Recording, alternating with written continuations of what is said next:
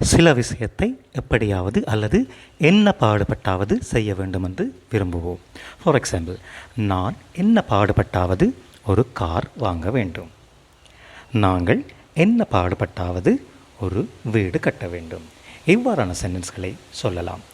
So எப்படியாவது அல்லது என்ன பாடுபட்டாவது என்பதற்கு ஈக்குவலான English phrase at any cost.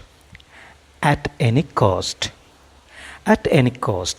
இந்த ஃப்ரேஸை பயன்படுத்தி இங்கிலீஷில் எப்படி சென்டென்ஸ்களை உருவாக்கலாம் என்பதைத்தான் இந்த வீடியோவில் பார்க்கவிருக்கின்றோம். Let's get into the video.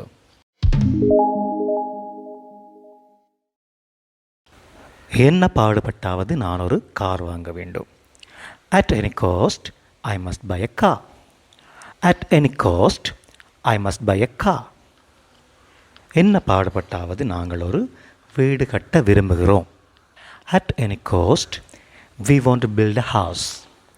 at any cost we want to build a house. என்ன பாடுபட்டாவது நீ பரீட்சையில் சித்தியடைய வேண்டும். at any cost you must pass the exam. at any cost you must pass the exam. என்ன பாடுபட்டாவது அவன் சினிமாவுக்கு போவான்.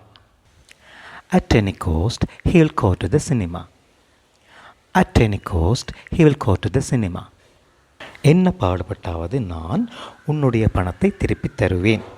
at any cost I will give you back your money. at any cost I will give you back your money.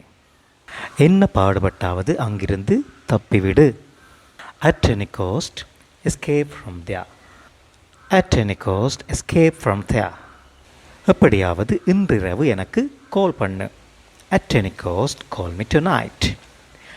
at any cost call me tonight. எப்படியாவது நான் உனக்கு உதவி செய்வேன். at any cost I will help you. at any cost I will help you. எப்படியாவது அவன் வெளிநாடு போவான். at any cost he will go abroad. at any cost he will go abroad. Okay friends, இந்த வீடியோ உங்களுக்கு யூஸ்ஃபுல்லாக இருந்திருக்கும்னு நினைக்கின்றேன். For more videos, please subscribe to English Mode. Take care.